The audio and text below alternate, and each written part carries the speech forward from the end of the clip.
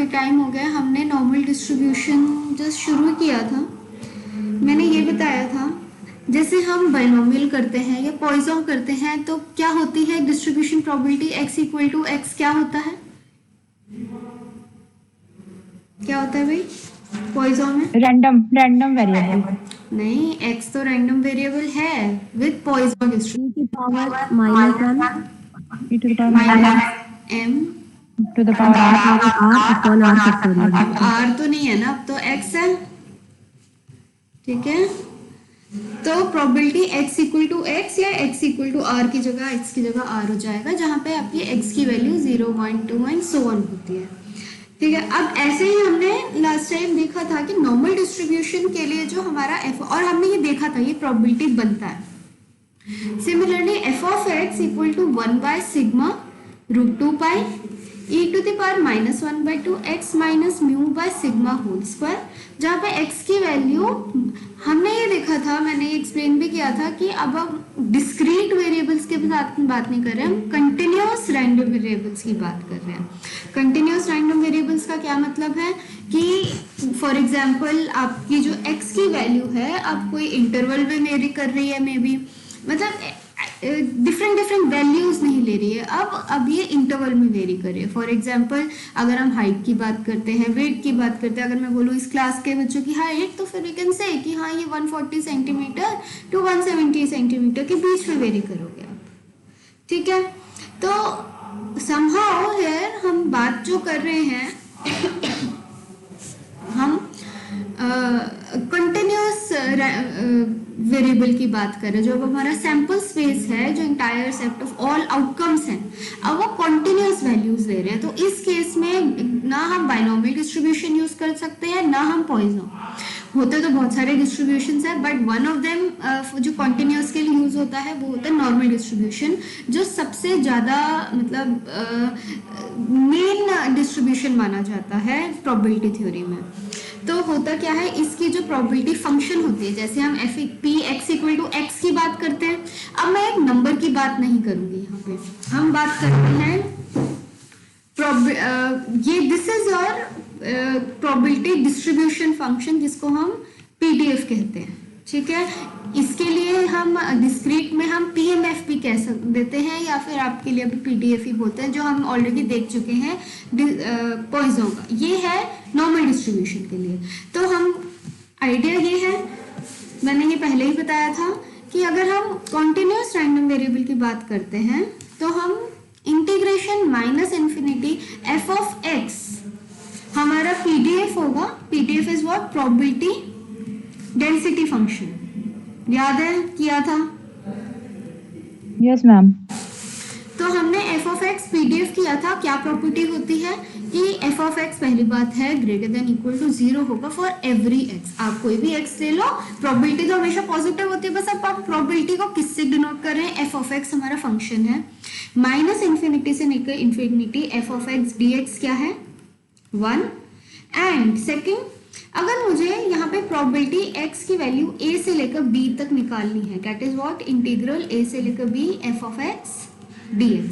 तो पहले भी मैंने बोला था किसी भी continuous, this has nothing to do with, मतलब सिर्फ नॉर्मल डिस्ट्रीब्यूशन के लिए नहीं है, ये जनरल कॉन्टिन्यूस रैंडम वेरिएबल की अगर हम बात करते हैं तो ये in general continuous random variable की जो PDF होती है, प्रोबेबिलिटी डेंसिटी फंक्शन, वो ये सेटिस्फाई करती है। अगर मैं डिस्क्रीट में बात करें तो क्या सेटिस्फाई करता है, क्या होता था मैम? px 1 होता था प्रोबेबिलिटी। समेशन, इंटीग्रेशन की जगह क्या बात करेंगे, समेशन की, अब तो वो 1 होता था, और हर probability x equal to xi क्या होता था, ग्रेटर देन इक्वल टू 0, ऐसे ही करते थे। यहाँ पे हम इस तरीके से डिफाइन कर रहे हैं। तो जब हम डिस्क्रीट में बात करते हैं तब हम probability x equal to xi की बात करते हैं। जब हम कंटिन्यूअस में आते हैं तो हम देखते हैं कि probability x equal to xi जो होता है वो एक्चुअल में 0, मतलब आप कभी भी ये नहीं कह सकते कि एग्जैक्टली हमारी क्लास में बच्चे की हाइट अगर 150 सेंटीमीटर है तो उसकी प्रोबेबिलिटी क्या है, वो 0 ही होगी डेफिनेटली। वो ही डेफिनेशन बताती है। कैसे लाएंगे इस चीज को, कॉन्टिन्यूअस में ये होता है, तो कैसे, जो मैंने आपको डेफिनेशन बताई है वो हम कैसे करें, इसको कैसे इम्प्लाई करें, पहले भी मैंने बताया था क्या कर सकते हैं, हम इसको इंटीग्रेट करते हैं।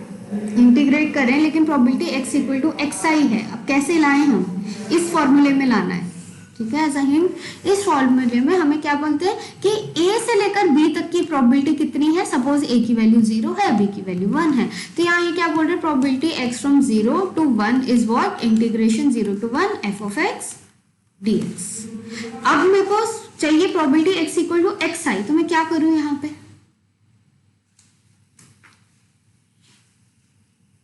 लिख सकते हैं probability x is less than equal to x i and greater than equal to x i and less than equal to x i, लिख सकते हैं। This is what probability x equal to x i is, यही है। Yes, yes ma'am. Ma'am. Integral x i to x i f of x d x, ये क्या हो गया, क्या ये इंटीग्रेशन 0। क्योंकि एक लिमिट सेम है। तो कभी भी कॉन्टिन्यूअस डिस्ट्रीब्यूशंस में हम एट अ पॉइंट कभी भी हम बात नहीं करते हैं प्रोबेबिलिटी की, ठीक है, क्योंकि एक पॉइंट पे कंटेंट x अगर हमारा रैंडम वेरिएबल है जो कंटिन्यूअस वैल्यू ले रहा है, वो इस डेफिनेशन से हम ये देख पा रहे हैं कि वो तो वैल्यू ही 0 दे रहा है, ठीक है, बात कर सकते हैं but that probability is 0। Okay, तो continuous random in particular normal distribution के लिए हमने किया था कि f ऑफ x होता है हमारा 1 by sigma root 2 pi e to the power minus 1 by 2 x minus mu by sigma whole square. जिस बच्चे को भूल गया है वो वीडियो देख सकता है पहले, कि हम ये डिस्कस कर चुके हैं। नॉर्मल डिस्ट्रीब्यूशन में ये होता है where your mu and sigma ये पैरामीटर्स हैं इस नॉर्मल डिस्ट्रीब्यूशन के, ठीक है। ये मैं नॉर्मल डिस्ट्रीब्यूशन की अब बात कर रही हूँ। इसके अंदर f ऑफ x ये है, मतलब the PDF of normal distribution and ये पैरामीटर्स हैं जहां पे म्यू क्या है, मीन, मीडियन मोड तीनों है। हाँ वो एक इम्प्लीकेशन है इसकी, बट म्यू हम जनरली मीन से बोलते हैं और सिग्मा क्या है, स्टैंडर्ड डेविएशन, ठीक है। सिग्मा स्क्वायर क्या होगा, वेरिएंस। ओके, अब व्हाट हमारे रैंडम वेरिएबल की जो नॉर्मल डिस्ट्रीब्यूशन फॉलो कर रहा है उसका मीन, उसका स्टैंडर्ड डेविएशन, उसके वेरिएंस, तो म्यू और सिग्मा ये हैं। अब हम आते हैं कि मैंने ये भी बताया था कि जो इसका ग्राफ आएगा, और ये लास्ट क्लास में मैं एक्सप्लेन भी कर चुकी हूँ कि ये ग्राफ ऐसे तरीके का बनेगा, मतलब ये जो ये टच नहीं करता है, ये ऐसे जाता रहता है। हमने यस मैम, एसिम्प्टोटिक ग्राफ जो बताई थी आप। हाँ, तो ये आपकी जो एक्स एक्सिस है एक्चुअली में ये एसिम्प्टोट बनता है इस ग्राफ के लिए, और ये है x इक्वल टू म्यू। इस पॉइंट पे हमें मीडियन भी मिलता है, मोड भी मिलता है, और म्यू तो मीन है ही, ठीक है।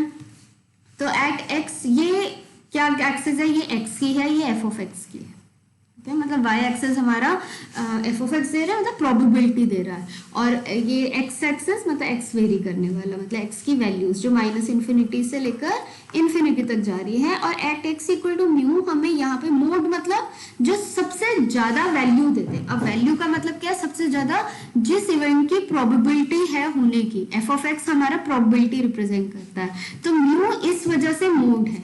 मीडियन क्यों है, क्योंकि ये जो एरिया है और ये जो एरिया है ये सेम है, ठीक है, ये और ये सिमेट्रिकल है अबाउट दिस पॉइंट। तो जो ये लाइन है x इक्वल टू म्यू, ये वाली, this is the line x, यहाँ पे x की value fix x equal to mu, ये लाइन इस पूरे ग्राफ को दो सिमेट्रिकल पार्ट में डिवाइड करेगा। ओके, तो जो चीजें यहाँ जितना एरिया यहाँ है उतना एरिया यहाँ है। मीडियन क्या होता है, मीडियन वो पॉइंट होता है, मीडियन इन जनरल वो पॉइंट होता है जो अपने हमारे ग्राफ को हाफ पार्ट में, मतलब आधा डेटा एक साइड है, आधा डेटा दूसरी साइड है, तो वो ये पॉइंट है जो 50% डेटा इधर ले आए और 50% इधर ले आए, ठीक है। तो बराबर बराबर है, इससे पहले समझ आ रहा है कि यस मैम। ये मोड क्यों है, मीन तो बाय डेफिनेशन ही हम बोलते हैं कि म्यू इज आर मीन, वो हम निकाल भी सकते हैं but we are not deriving it. बस आप ये हमारे जो पैरामीटर्स होते हैं, म्यू ये हमारा मीन होता है और सिग्मा हमारा स्टैंडर्ड डेविएशन होता है, बट ये मीन नॉर्मल डिस्ट्रीब्यूशन है, मीन मीडियन मोड सेम होते हैं म्यू। ओके, फिर आता है कि ये ग्राफ एक्चुअली में रिप्रेजेंट क्या कर रहा है। तो ये ग्राफ रिप्रेजेंट ये कर रहा है, देखो ये है x, तो एरिया अंडर द ग्राफ क्या होता है, इंटीग्रल क्या होता है, integration a to b f dx। क्या मतलब होता है इसका, यानी कि क्लोज्ड फिगर में यहाँ a से b इंटीग्रेशन पॉइंट लेना है और उसी के बीच के एरिया इंटीग्रेट करते तो हैं। अगर मैं कोई भी ग्राफ ले लूँ, ये सिर्फ इसकी बात नहीं है, सपोज कोई भी ग्राफ लिया, तो हम अगर ये एफ ऑफ एक्स है और मैं बोलूँ integration f of x from 0 to 5, suppose ये 0.0 है, ये 0.5 है, तो integration 0 to 5 f of x g x का मतलब ये है कि यहाँ से लेकर यहाँ तक का जो एरिया है under this curve, this is what integration is. ठीक है, integration is the area under the curve, ये होता है। तो जब मैं नॉर्मल डिस्ट्रीब्यूशन में बात करूं तो ये एफ ऑफ एक्स हमारी कर्व है, इंटीग्रल ए टू बी मतलब सपोज मेरा पॉइंट ये है, सपोज बी पॉइंट ए है, तो इंटीग्रेशन ए से लेकर बी, एक मिनट, तो एरिया अंडर द कर्व का क्या मीनिंग है, एरिया अंडर द कर्व का मतलब इंटीग्रल का meaning area under the curve है। तो अगर मैं इंटीग्रल ए से लेकर b f of x d x निकालना चाहती हूँ, मतलब प्रोबेबिलिटी एक्स फ्रॉम ए से लेकर बी अगर मैं निकालना चाहती हूँ, क्या होगा, ये एरिया ए से लेकर बी का, ठीक है, तो ये जो एरिया है this is what my probability is from a to b. समझ आई ये बात, कोई डाउट? No ma'am. ओके, फिर इसके बाद हम आते हैं, कुछ होता है स्टैंडर्ड नॉर्मल डिस्ट्रीब्यूशन। अब स्टैंडर्ड नॉर्मल का मतलब क्या है, जब हम अपने नॉर्मल डिस्ट्रीब्यूशन में, नॉर्मल डिस्ट्रीब्यूशन को जनरली हम ऐसे डिनोट करते हैं एन म्यू, कभी कभी हम सिग्मा लिख देते हैं, कभी कभी हम सिग्मा स्क्वायर भी लिख देते हैं, कुछ बुक सिग्मा लिखते हैं, कुछ बुक सिग्मा स्क्वायर लिख देते हैं यहाँ पे, तो हम ऐसे डिनोट करते हैं। आपकी बुक पता नहीं कैसे करती है, but this is how we are denoting, this is what, अगर मैं बोल दूं x, दिस मतलब this means x follows normal distribution with mean mu and variance sigma square, ठीक है, वेरिएंस इसका स्क्वायर है। अब इन पर्टिकुलर हम म्यू को 0 ले लें और सिग्मा को 1 ले लें, अगर तो क्या होगा, x नॉर्मल डिस्ट्रीब्यूशन ही है with mean 0 and standard deviation 1, इसका मतलब ये होगा x follows normal distribution with mean 0 and variance 1 का स्क्वायर तो 1 ही होगा, विच मीन्स व्हाट, अब ये पर्टिकुलरली ये जो डिस्ट्रीब्यूशन होती है इसको हम बोलते हैं, इसको z से डिनोट किया जाता है जनरली, x की जगह x, z हमारा रैंडम वेरिएबल ही है, this is standard normal distribution. ठीक है, मतलब इन पर्टिकुलर मैं म्यू की वैल्यू 0 रख दूं और सिग्मा की वैल्यू 1 रख दें तो हमारे स्टैंडर्ड नॉर्मल डिस्ट्रीब्यूशन हो जाता है। ओके, मतलब z एक्चुअल में अगर हम देखें वो है x minus mu, by definition z है, अगर x नॉर्मल डिस्ट्रीब्यूशन फॉलो करता है with mean mu and variance sigma square, तो z हमारे ऐसे डिफाइन होता है। ओके, अगर अब मैंने क्या बोला है, मीन इसका क्या है 0 और वेरिएंस है 1, तो निकाल सकते हो, मीन की प्रॉपर्टी पता है, expected value of z, yes ma'am. Expected value of x, mean मतलब एक्सपेक्टेड वैल्यू, ये एक्सपेक्टेड वैल्यू की ये प्रॉपर्टीज पढ़ी हैं पहले, ax plus b is equal to a, पढ़ी है ये, यस मैम। तो फिर निकालो इधर से क्या आ रहा है एक्सपेक्टेड वैल्यू,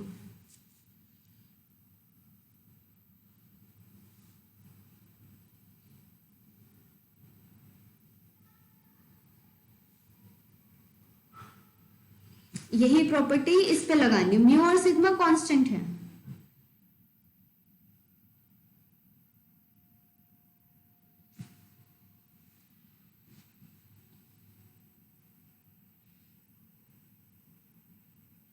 कुछ आया? मैम मैम ये E to the E x upon sigma minus और ई ऑफ एक्स क्या है? 0 एक्सपेक्टेड वैल्यू ऑफ एक्स की एक्स नॉर्मल डिस्ट्रीब्यूशन फॉलो कर रहा है विद मीन क्या है इसका? 0 जीरो थोड़ी है। एक्स ये मैंने क्या लिखा है, एक्स क्या फॉलो कर रहा है, जेड की बात नहीं करी मैं, एक्स की बात कर रही हूँ, म्यू म्यू म्यू। तो यहाँ से मीनिंग ये है कि एक्सपेक्टेड वैल्यू ऑफ एक्स क्या है, म्यू, और वेरिएंस ऑफ एक्स क्या है, सिग्मा 1 स्क्वायर। एक्स की बात करें, अब मैं अभी हम डिराइव करेंगे कि z 0 1 वाला जो है वो z होता है, वो अभी मैंने नहीं डिराइव किया है, वो तो जस्ट मैंने आपको बताया है, 1 नहीं है। x नॉर्मल डिस्ट्रीब्यूशन फॉलो कर रहा है, इसका मीनिंग क्या है, x follows normal distribution with mean mu and variance sigma square. तो एक्सपेक्टेड वैल्यू ऑफ x क्या है, म्यू, वेरिएंस ऑफ x क्या है, सिग्मा स्क्वायर। अब मुझे एक्सपेक्टेड वैल्यू ऑफ z निकालना है, जहां z ऐसे डिफाइंड है, तो कैसे करेंगे, 1 बाय सिग्मा बाहर ले सकते हैं बाहर क्योंकि वो कांस्टेंट है, multiplied by expected value of x minus expected value of mu. अब कांस्टेंट की एक्सपेक्टेड वैल्यू कांस्टेंट ही होती है, वो यहाँ से हमें पता चल रहा है, आप ये प्रॉपर्टी लगा सकते हो। तो 1 by sigma expected value of x minus mu, ठीक है, कोई डाउट? तो ये क्या हुआ, एक्सपेक्टेड वैल्यू ऑफ x है म्यू, तो म्यू माइनस म्यू क्या बन गया, 0।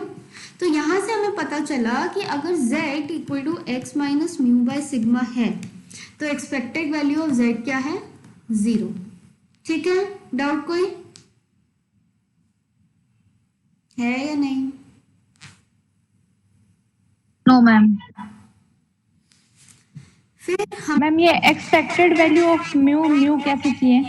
ये तो हम लेके चले हैं, मैं ये कह रही हूँ कि जब हम यहाँ पे बात कर रहे हैं कि x follows normal distribution with mean mu and variance sigma square, ये तो हम नोटेशन ही मैंने बताई आपको कि x की जब मैं ऐसे लिखूंगी इसका मतलब क्या है, x का follows normal distribution with mean मतलब expected value mu variance sigma square, तो इसीलिए एक्सपेक्टेड वैल्यू जब मैंने x ऐसे लिखा है तो ये हमें गिवन है, उसके कॉरेस्पॉन्डिंगली मैं z का निकालना चाहती हूँ।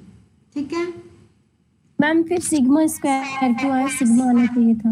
नहीं, यही नोटेशन है, देखो कभी कभी हम नोटेशन क्या लिख रहे हैं ऐसे, दिस मीन्स व्हाट, ये है आपकी स्टैंडर्ड डेविएशन, ठीक है, वेरिएंस क्या है, सिग्मा स्क्वायर, तो मैंने वेरिएंस लिखा है सिग्मा स्क्वायर, ये आपकी स्टैंडर्ड डेविएशन है, स्टैंडर्ड डेविएशन क्या, तो अंडर रूट होता है वेरिएंस का, तो नोटेशन में मैं सिग्मा लिख रही हूँ यहाँ पे, ठीक है। Okay ma'am. फिर वेरिएंस ऑफ z क्या होगा, वेरिएंस ऑफ z होएगा variance of x minus mu by sigma. Variance की क्या प्रॉपर्टी होती है, वेरिएंस ऑफ ax क्या होता है इन जनरल, किया है ये या नहीं किया? No ma'am. नहीं किया, फिजिक्स में नहीं किया, आप लोग पढ़ तो चुके हो फिजिक्स में ये चीजें, ठीक है। तो अगर x हमारा डिस्ट्रीब्यूशन है कोई भी, मतलब कोई सॉरी रैंडम वेरिएबल है कोई भी, तो हम in general expected value of ax plus b तो होता है a times expected value of x plus b, मतलब कांस्टेंट टर्म अलग आ जाएगा, a बाहर आ जाएगा। अगर वेरिएंस की बात करें ax प्लस बी की, वो हो जाएगा a square variance of x, b हट जाता है इसमें, क्यों, क्योंकि b कांस्टेंट है, उसका वेरिएंस क्या होगा, वो कोई वेरी थोड़ी कर रहा है, वो तो कांस्टेंट वैल्यू है, और ये a जो है a स्क्वायर से बाहर आता है, ठीक है।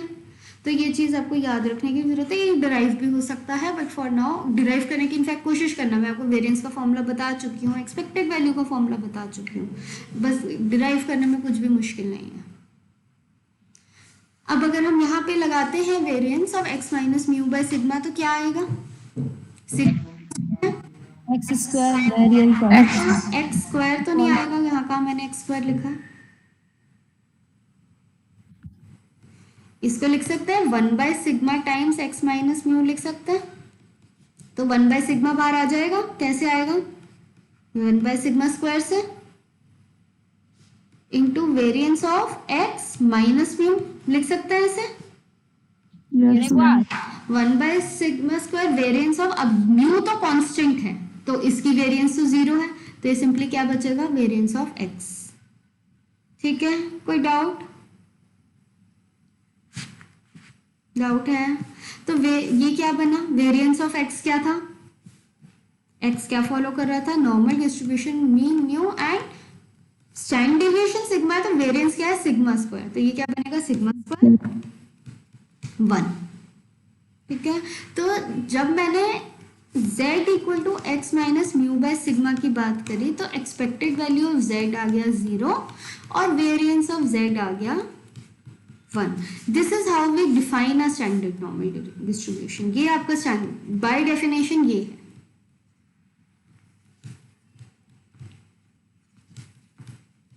This is what is your standard normal distribution is.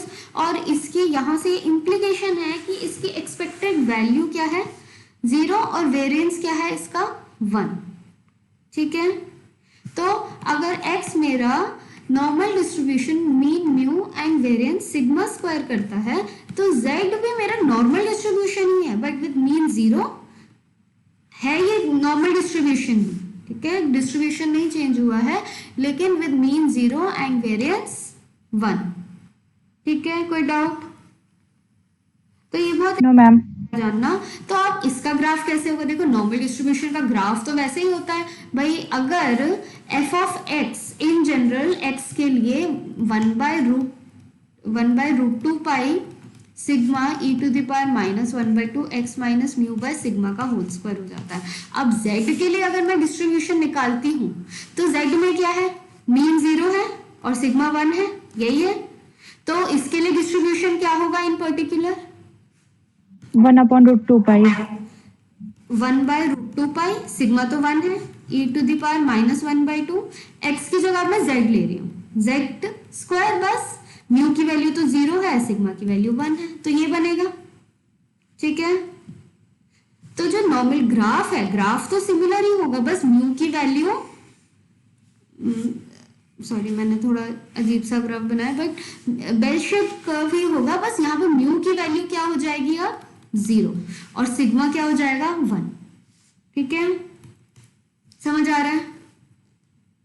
Yes ma'am. तो z इक्वल टू 0 पे हमें ये मीन मिलेगा, यहाँ पे ये बस 0 वैल्यू है। यहाँ पे क्या था, जो हमने नॉर्मल डिस्ट्रीब्यूशन का, जनरल नॉर्मल डिस्ट्रीब्यूशन का बताया था, यहाँ पे x इक्वल टू म्यू था। अब यहाँ पे पॉइंट क्या है, बस x इक्वल टू, x की जगह मैं z ले रही हूँ, तो आप कुछ ले लो, x ही रख लो, कोई नहीं, लेकिन 0 पॉइंट रखना है। ठीक है, म्यू हमारा 0 है अब, तो मतलब ओरिजिन ये पॉइंट कौन सा हो गया, 0 पॉइंट हो गया, 0 0 वाला पॉइंट। इसके अराउंड ये सिमेट्रिक हो जाता है हमारा ये ग्राफ। ठीक है, समझ आ रही है बात या नहीं आ रही? Yes ma'am. अब मैम दोबारा क्या मैं यहीं से दोबारा बता दो जो आपने ग्राफ बनाया था, इसलिए बताना। देखो, नॉर्मल डिस्ट्रीब्यूशन का ग्राफ हमारा कैसा था, यही था ग्राफ जो जनरल नॉर्मल डिस्ट्रीब्यूशन का था। यहाँ पे पॉइंट कौन सा था, x इक्वल टू म्यू, और ये वाला, ये लाइन जो थी, ये मतलब लाइन नहीं भी खींचो बट ये जो सबसे हाईएस्ट पॉइंट है वो x इक्वल टू म्यू पे था। अब नॉर्मल डिस्ट्रीब्यूशन नहीं चेंज हुआ है बट सिर्फ ये पॉइंट जो है, अब स्टैंडर्ड नॉर्मल डिस्ट्रीब्यूशन में जो पॉइंट है इन पर्टिकुलर क्या है, 0 का, x इक्वल टू 0 के अराउंड हमें हाईएस्ट वैल्यू मिल रही है। मतलब स्टैंडर्ड नॉर्मल डिस्ट्रीब्यूशन में, this is the standard normal distribution, इसके अंदर न्यू, इसका जो मीन है, एक्सपेक्टेड वैल्यू ऑफ z जो है वो 0 है। ठीक है, तो अराउंड द पॉइंट 0 ही ये कर्व बनेगा, ये z का है। दिस इज द, ये जो ग्राफ बनाया मैंने z का बनाया, अपनी प्रॉपर्टी सेम रखेगा बट इन पर्टिकुलर किसके लिए, मीन 0 के लिए और स्टैंडर्ड डेविएशन 1 के लिए। ठीक है, समझ आई बात? अब आई या नहीं आई? यस मैम, आ गया। ठीक है, अब आइडिया क्या है, ये निकालते कैसे है भाई। अब अगर आपको मैं बोलूं कि भाई f of z equal to 1/√2 pi e to the power -1/2 square निकालो, ठीक है, मतलब निकालो क्या, ये आपको एफ ऑफ जेड दिया है। अब इसके अंदर प्रोबेबिलिटी एट अ पॉइंट नहीं बात करते हम, मैंने ये बताया कि प्रोबेबिलिटी अगर मैं बोलूँ z की वैल्यू z1 से z2 बात करेंगे तो मतलब integral of z1 to z2 this f of z, यही बात करेंगे dz। तो आपको इसका इंटीग्रल निकालना है। अगर मुझे प्रोबेबिलिटी कोई पॉइंट z1 से लेकर z2 की निकालनी है तो इट इज इसके लिए हम जनरली टेबल्स का यूज करते हैं, ठीक है। तो टेबल्स का यूज करने के लिए पहले तो आपको ये पूरी प्रॉपर्टी यहाँ पता होनी चाहिए। स्टैंडर्ड नॉर्मल की एक टेबल होती है जो आपकी अपनी बुक है ना उसके लास्ट पेज पे दी हुई है। अगर एग्जाम में पूछा जाएगा तो आपको टेबल प्रोवाइड की, जैसे लॉग टेबल होती है वैसे ही स्टैंडर्ड नॉर्मल डिस्ट्रीब्यूशन की प्रॉपर टेबल होती है। बुक के लास्ट के पेज में देखो आपको मिलेगी वो टेबल। पेज मैं नेट पे भी दिखाती हूँ, but yes area under standard normal curve की एक आपकी बुक में टेबल है, ठीक है। नहीं भी है तो कोई नहीं, नेट पे दिखा देंगे। लेकिन प्रॉपर्टीज जाननी जरूरी है। अब देखो ये जो पॉइंट है, अब इस केस में जीरो जो पॉइंट है, ये 0 पॉइंट x इक्वल टू 0 या फिर z इक्वल टू 0। अब हमारा मीन भी है तो मैं ये z ले रही हूँ, तो ये एक्सपेक्टेड वैल्यू ऑफ z भी 0 है, ये मीडियन मोड भी है, सही बात है। और ये यस मैम। मतलब आधा डेटा इधर है आधा डेटा इधर है। आधा डेटा इधर उधर का क्या मतलब है कि probability that your z is less than equal to 0। अगर ये पॉइंट 0 है तो probability that z is less than equal to 0 is what 0.5 and probability z greater than equal to 0 is what 0.5। This is what median is. कौन सा point होता है median? ये 0 वाला। तो z equal to 0 is the median here है। आधा आधा डेटा डिवाइड कर रहा है तो हम कैसे डिफाइन करते हैं मीडियन को कि भाई इस पॉइंट से पहले जितने भी पॉइंट्स आ रहे हैं उनके आने की प्रोबेबिलिटी 0.5 है, इस पॉइंट के बाद के आने की प्रोबेबिलिटी 0.5 है। तो यही हमारा मीडियन होता है। तो ये जो पूरा एरिया है, area is what probability z equal to less than equal to 0। अगर मुझे लिखना है तो मैं कैसे लिखूंगी इंटीग्रेशन के टर्म्स में? ये कैसे लिखेंगे? एक मिनट रुको, नहीं तो probability z less than equal to minus infinity to 0। बिल्कुल, z less than equal to 0 क्या है यहाँ पे? Minus z1 is like minus infinity, तो माइनस इन्फिनिटी से 0 f of z dz, this is your probability z less than equal to 0। तो मैं फिर से अगर ये ग्राफ बनाए तो probability z less than equal to 0 is minus infinity to z f of z dz, this is 0.5 and probability क्या क्या z is greater than equal to 0 क्या होगी? सॉरी माइनस इन्फिनिटी से 0 लिख रही हूँ मैं, क्या होगी ये? समझ आ रही है बात? z less than equal to 0 मतलब माइनस इन्फिनिटी से 0 तक जा रहे हैं। अब ग्रेटर देन इक्वल टू 0 का क्या मतलब है? 0 से कहां तक जाए?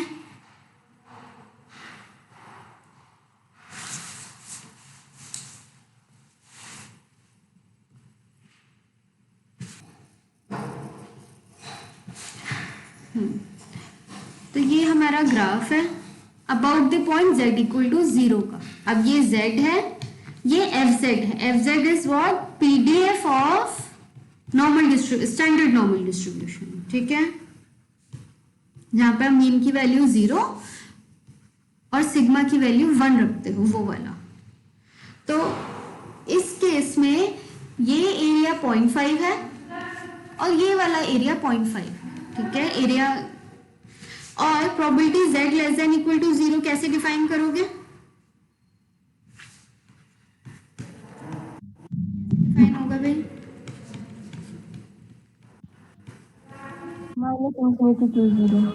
Minus infinity to 0 f of z dz, यही होगा भाई। z less than equal to 0 मतलब ये वाला एरिया अंडर द कर्व कहां से आ रहा है? ये भाई ये तो एसिम्प्टोट है माइनस इन्फिनिटी तक से लेकर 0 तक का, ठीक है। और probability z greater than equal to 0 क्या होगा? 0 to infinity। Probability z greater than equal to 0 is integration 0 to infinity f of z dz, तो 0 से लेकर इंफिनिटी तक, ठीक है। तो मतलब इस पॉइंट ने आधा आधा डिवाइड कर दिया। अब सपोज करो मैं आपसे ये नहीं पूछूं, मैं पूछ रही हूँ प्रोबेबिलिटी, ये तो हमें बड़ी इजीली पता चल गया। प्रोबेबिलिटी z फ्रॉम से थोड़ा सा इजी सा ही करते हैं भाई, 0 से लेकर 0.2 तक निकालना है। तो कैसे निकालोगे, मतलब 0 to 0.2 करना है। हाँ, यहाँ पे 0.2 है तो ये वाला हो गया। तो दिस इज व्हाट इंटीग्रेशन 0 से लेकर 0.2 f ऑफ z dz। तो अगर हम एक्चुअल में देखें तो क्या है, 0 से लेकर 0.2, f ऑफ z क्या है हमारा √2 पाई, यहाँ पे सिग्मा 1 है और म्यू की वैल्यू 0 है। तो ये हो गया। अब इसको निकालने के लिए हमारे पास टेबल्स हैं, ठीक है। निकालने के लिए हम डायरेक्ट इंटीग्रेशन नहीं कर रहे हैं, हम टेबल से निकालेंगे। तो मैं टेबल आपको दिखा रही हूँ कैसी दिखती है इसकी टेबल। अगर आप डिस्ट्रीब्यूशन टेबल देखो, जिस फॉर्म में आपकी बुक में दी है मैं उसी फॉर्म में दिखाऊंगी आपको टेबल, ताकि आपको कोई कंफ्यूजन नहीं हो।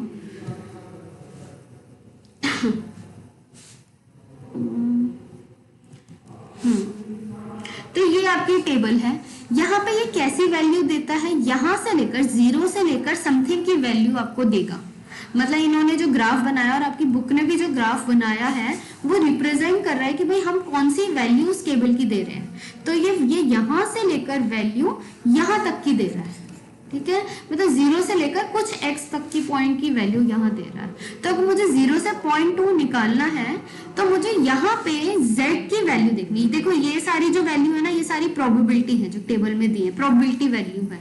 ये z की वैल्यू 0.2 है। अगर मुझे 0.2 पे निकालना है, मतलब 0.2 के आगे का डेसिमल है, तो ये 0.01 का मतलब क्या है कि 0.21, यहाँ क्या आएगा 0.22। दिख रहा है या नहीं दिख रहा? यस मैम दिख रहा है। 0.2 0.21 मैं कोई और खोलती हूँ, रुक जाओ।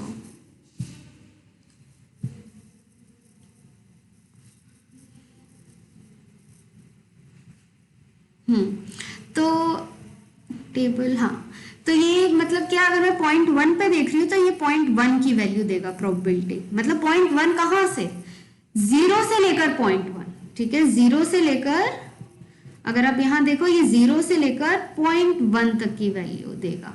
ओके, z की वैल्यू 0.1 मतलब ये जब हिला रहे हैं हम तो यहाँ तक की z की वैल्यू 0.1 नीचे लिखा है। तो ये जो ये एरिया है वो ये टेबल दे देगा। ओके, तो 0 से लेकर 0.1 की क्या है 0.0398, 0.2 की क्या है ये। तो जब हम ये बोल रहे हैं कि z की वैल्यू 0 to 0.2, वो ये एरिया है which is equal to, according to your graph is 0.2 पे क्या है 0.0793, तो 0.0793। तो ये वाला है। कौन सी वैल्यू, z की वैल्यू 0 से तो बड़ी है और 0.2 से छोटी। समझ आएगा? कोई डाउट? Yes ma'am. मैम फिर ये 1/√5 है क्या? कुछ नहीं है, बेसिकली दे आर सेइंग आप ये कैलकुलेट नहीं करो, आप सीधा टेबल से निकाल लो। ये तो मैं आपको बाय डेफिनेशन बता रही हूँ कि this is what it is. लेकिन लॉग में भी तो ऐसा होता है, लॉग की वैल्यू कैसे कैलकुलेट करते हो, टेबल से ही करते हो। लॉग का डिफाइंड तो होता है, ऐसे ही f ऑफ z डिफाइंड है, बट हम निकाल किससे रहे हैं, टेबल से, ठीक है। तो प्रोबेबिलिटी z की, मतलब जो टेबल वालों ने भी निकाली है वो इसी इंटीग्रेशन को सॉल्व किया है 0 से 0.5, ये कहीं और से नहीं आया, ये सॉल्व्ड है वैल्यू, इसी इंटीग्रेशन को सॉल्व करके आया, यहीं से ही है, ठीक है। आप सॉल्व कर सकते हो तो कर लो। ओके, फिर प्रोबेबिलिटी z की वैल्यू सपोज में अभी 0 से लेकर आपको 0.5। मैम बोलो। मैम जैसे इसने बोला है कि 0 से 4.2 तक लिमिट लेनी है, लिमिट नहीं, प्रोबेबिलिटी, हाँ। तो उसके बाद की वैल्यू दे रहा है। हाँ, उसके कॉरेस्पॉन्डिंग जीरो की बता रही हूँ मैं। पहले आप 0.56 की निकालो, यहां से देखो 0.5 यहाँ है, 6 का क्या मतलब है, कौन सी होगी वैल्यू, अपने फोन को 0.06 वाले के पास कॉलम में। हाँ, तो 0.5 का 0.06 देखना है, तो ये 0.56 होगा, तो ये क्या है 0.2123, ठीक है। तो this is what 0.2123, and by definition इसका मतलब क्या है, ये इंटीग्रल 0 से लेकर 0.56 f of z dz, this is what integral 0 से लेकर 0.56 √2 pi e to the power -1/2 z² dz। Just that इन्होंने ये कैलकुलेट करके यहाँ पे टेबल से बता रहे हैं। ओके, अब यही आप पूछ रहे हो, सपोज में z greater than equal to 0 less than equal to, कौन सी बोलोगे बताओ ऋतु, कौन सी बोल रहे हो आप? किस पे निकालना चाहते हो?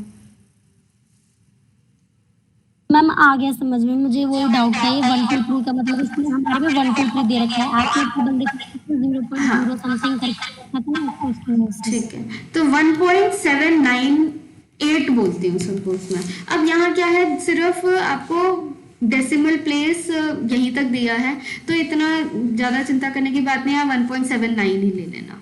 ओके, या इसको 1.8 से भी कर सकते हो, बट इतना एग्जैक्ट वैल्यू की कोई बात नहीं। यहाँ पे आप 1.7 क्या दिया है मैंने, 1.798 है, तो आप सिंपली 1.7 पे देख लो, सॉरी 1.7 ये वाला, 1.7 ये है, और 1.7 के कॉरस्पॉन्डिंग 9 वाला कौन सा है, लास्ट वाला। ठीक है, तो ये आ गया 0.4633। ओके, सो ये होगा 0.4633। समझ आ रहा है? तो बेसिकली क्या कर रहे हैं हम, ये 0 पॉइंट है, इन्होंने क्या बोला, हमने 0 से लेकर प्रोबेबिलिटी जब 0.2 निकाली, तो ये एरिया कितना आया हमारा, 0.0793। ये एरिया जो है वो ये 0.0793 है। फिर हमने देखा 0.56 तक का कितना एरिया है, यहाँ तक का ये पूरा एरिया, ये हमारा आ गया था, कितना आया 0.56 वाला, 0.2123। नेचुरली ज्यादा ही होगा, इतना तो समझ आ रहा है, ज्यादा होगा। Yes ma'am. और 1.798 कहीं यहाँ पे है, तो ये बोल रहे हैं कि ये यहाँ से लेकर यहाँ तक का एरिया कितना है, 0.4633। ओके, अब सपोज मैं बोलूं कि नहीं, मुझे प्रोबेबिलिटी z लेस देन -1 से लेकर 1 तक की निकालनी है। अब क्या करें, अभी तो हमने 0 से बड़ी की वैल्यू बात की है, -1 से 1 कैसे निकलेगी? -1 से 0, 0 से 1 दो भाग में डिवाइड कर लेंगे। हाँ, तो अगर हम बोले -1 से 1 का क्या मतलब कि प्रोबेबिलिटी z -1 से तो बड़ा है, एंड अभी मैं ऐसे ही लिख रही हूँ z जो है 1 से छोटा है, इसका मतलब यही है। ठीक है, this means what, probability z is less then 1। अगर आप ग्राफ देखो, मैं फिर से अगर ग्राफ बनाऊं, तो हम ग्राफ में अगर ये देखें तो इसका मतलब क्या है, -1 कहीं यहाँ लाया करेगा, ये 0 है, ये 1 है, 0 तो सबसे हाईएस्ट पॉइंट है, तो हमें कौन सा एरिया चाहिए, ये वाला। ठीक है, -1 से 1 मतलब -1 से बड़ा हो लेकिन 1 से छोटा हो, मतलब प्रोबेबिलिटी 1 लेस देन 1 का क्या मतलब है, ये पूरी है या नहीं? चलो अभी ये भी छोड़ो, इसको छोड़ो, पहले सिर्फ प्रोबेबिलिटी z लेस देन 1 निकालते हैं। मैं आपको सिंपली -1 से 1 छोड़ दो, प्रोबेबिलिटी z लेस देन 1 निकालो पहले। अभी मैंने क्या बोला था, 0 से 1, अब 0 नहीं है, प्रोबेबिलिटी 1 से कम है, मतलब z इक्वल टू 1 यहाँ है, इससे कम की प्रोबेबिलिटी कैसे निकालेंगे, ये 0 -इन्फिनिटी टू 1, तो -इन्फिनिटी से 1 f ऑफ z dz। अब टेबल से कैसे निकालोगे, टेबल तो कहां से वैल्यू दे रहा है, -इन्फिनिटी से थोड़ी दे रहा है, वो तो 0 से वैल्यू दे रहा है, वो तो यहां से वैल्यू दे रहा है आपकी टेबल, तो कैसे निकालोगे? आपकी टेबल में ग्राफ ऐसा बना हुआ है ना, बुक की भी टेबल में ऐसा, यहां से, सॉरी क्या हो गया, ऐसा तरीके का ग्राफ दिया हुआ है, मैक्सिमम वैल्यू यहाँ है और ये वाली वैल्यूज दिए, 0 से दिए उन्होंने, माइनस वाले पार्ट से तो दिए ही नहीं है, तो क्या करें बता। मैम 1 से माइनस कर लेंगे, टोटल अगर प्रोबेबिलिटी 1 है तो 0 से कम वाली प्रोबेबिलिटी कितनी है, कितनी है 0 से कम की प्रोबेबिलिटी? 0.5। 0.5। ये एरिया आधा है ना, what is the probability area under the curve? 0 से कम वाली 0.5 है, 0 से पूरे ज्यादा वाली 0.5 है, तो 0 से कम वाली कितनी है 0.5। तो प्रोबेबिलिटी z लेस देन 1 को लिख सकते हैं, probability z less than 0 plus probability z from 0 to 1। अब लेस देन इक्वल टू लगा दो, लिख सकते हैं ये 0 प्लस 0 यस मैम। तो इसमें हमें मिल गया। ठीक है, तो z की value less than equal to 0 to 1 क्या होगा, मतलब 0.5 प्लस 0 से 1 तो हम टेबल देख सकते हैं, 0 से 1 टेबल देखो,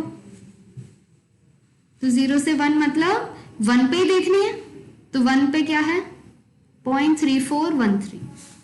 समझ आ रही है बात या नहीं आ रही? आ रहा है मैम। करो, दिस इज वेरी सिंपल, कुछ भी मुश्किल नहीं है इसमें। अब अपने आप 2-3 प्रोबेबिलिटीज निकालना, पहले तो सिंपल सिंपल निकालो। प्रोबेबिलिटी z 0 से 1 लेकर 1.59, ठीक है। जो भी बच्चे इंटरेस्टेड है, अपने आप टेबल आपकी बुक के पीछे भी है, नहीं है तो गूगल सर्च करो, मिल जाएगा। एग्जाम में हम आपको टेबल प्रोवाइड करेंगे, अगर ऐसा कोई क्वेश्चन आता है यू कैन आस्क, ठीक है। थर्ड प्रोबेबिलिटी z की value less then 1.25। Next probability -1 से 1। फिफ्थ मैं डिस्कस करूंगी कल।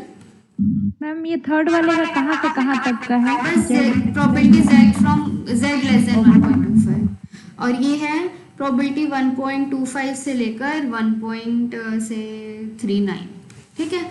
इनको निकालना अपनी टेबल से, बस अपनी क्या चीज याद रखनी है, सिर्फ अगर आप ग्राफ बना लो ना, सिर्फ इतना याद रखना है, ये ग्राफ बनाओ, इतना याद रखो, ये एरिया कितना है 0.5, ये पूरा एरिया कितना है 0.5, हमारे को जो टेबल में वैल्यू दी है वो यहां से लेकर कुछ पॉइंट तक की दी है, बस इतना याद रखना है और आप सब कुछ कर पाओगे। ओके, तो बैठ के आराम से थोड़े से क्वेश्चंस ट्राई करो, बुक में भी बहुत दिए हुए हैं।